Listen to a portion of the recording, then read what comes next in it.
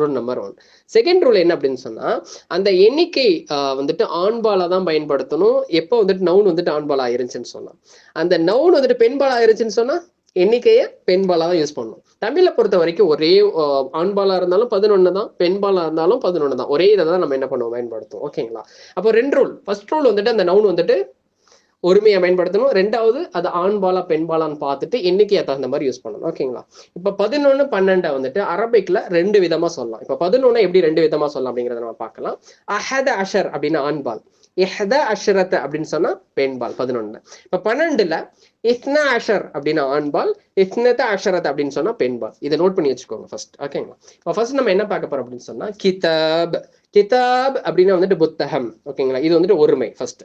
2வது வந்துட்டு அந்த கிதாப் வந்துட்டு ஆண்பால், கிதாப் வந்துட்டு ஆண்பால். ஓகேங்களா? அப்போ வந்துட்டு எண்ணிக்கை நம்ம வந்துட்டு ஆண்பாலை யூஸ் பண்ண போறோம். அஹத அஷர கிதாப், அஹத அஷர